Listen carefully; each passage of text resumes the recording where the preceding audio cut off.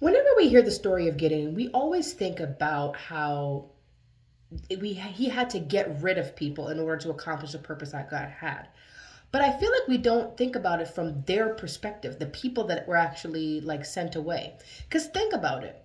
Those men, they were Gideon started out with 32,000 men. 32,000 men answered the call of going like, all right, we're going to defeat this Midianite. The Midianites, they've been terrorizing us for all this time. Who's with me? And yeah, 32,000.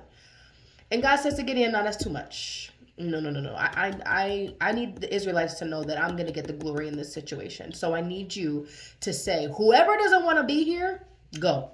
22,000 men left.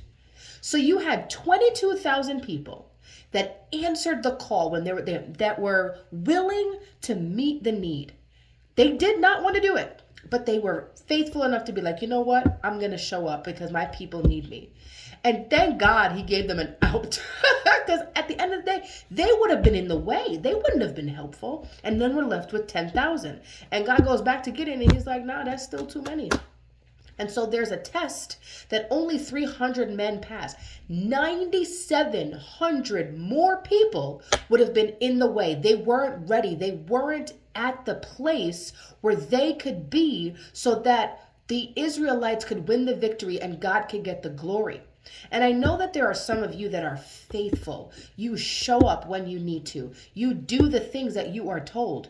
But maybe you're out of position. Maybe you're not in the place that you actually could be used so that you can flourish and that your community can flourish. And I want to free you today. I want to encourage you.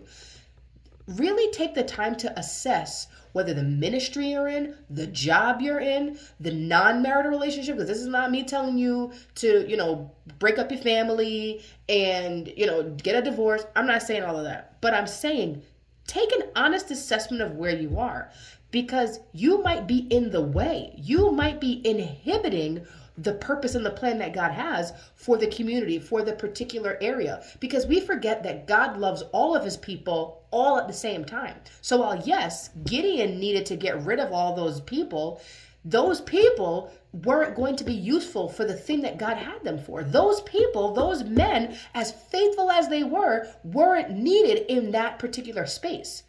Maybe that's you. Maybe you're not needed in the particular space that you're in. And guess what? It's okay. It's not a condemning statement. It's not something that you need to be ashamed of, but it is something that you need to think about, because that means that God has a better thing for you. That means that there is a better plan. That means that the purpose and the plan that he has for you to prosper you is somewhere else, and you might need to go there.